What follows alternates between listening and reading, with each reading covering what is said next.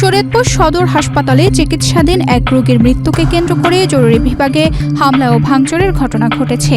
এ সময় কর্তব্যরত চিকিৎসক আনসার সদস্য সহ অন্তত ৫ জন গুরুতর আহত হয়েছেন।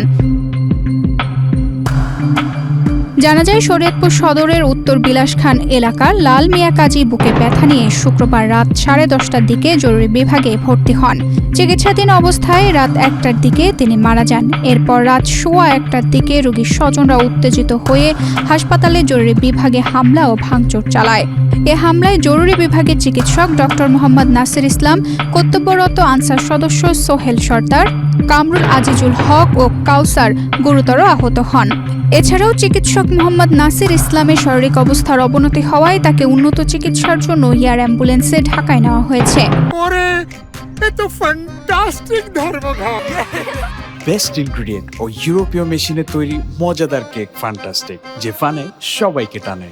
এই ঘটনাকে কেন্দ্র করে আমাদের জরুরি বিভাগের চিকিৎসক যে ডিউটিতে ছিলেন, কর্তব্যরত চিকিৎসকের উপরে পেশেন্ট পার্টি এবং বাইরে বহিরাগত কিছু লোক এসে অতর্কিত হামলা করে এবং তাকে গুরুতরভাবে আঘাত করা হয় তার মাথা এবং তার সমস্ত শরীরে।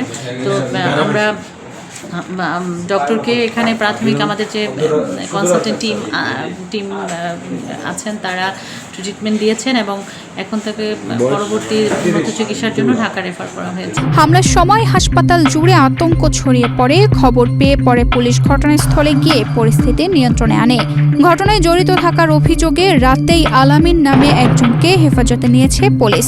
আপনারা গতকাল যে সদর হাসপাতালের যে ঘটনাটা ঘটেছে অত্যন্ত নিন্দাজনক, অত্যন্ত দুঃখজনক ঘটনা, যেখানে ডক্টররা জীবন বাঁচানোর জন্য প্রাণপণের চেষ্টা করে, সেখানে তাকেই তার হত্যাকারী এ ধরনের অপবাদ দিয়ে তারপর গায়ে হাত তুলেছে এবং সেই গায়ে হাত তোলাটা খুবই ন্যাক্কারজনকভাবে করেছে। আমরা সিসিটিভি ফুটেজ দেখেছি, ইতিমধ্যে আমরা আসামিদের শনাক্ত করেছি এবং এই ঘটনার যে উস্কানিদাতা তাকে আমরা রাতে আমাদের অফিসার ইনচার্জ পালং থানা, তিনি নিজে ঘটনাস্থলে ছিলেন, সেখান থেকে তাকে গ্রেফতার করা হয় এবং আসামিদের যে আচরণ সেটা আমরা খুবই চরম তাকে আইনি পদক্ষেপ নিচ্ছি।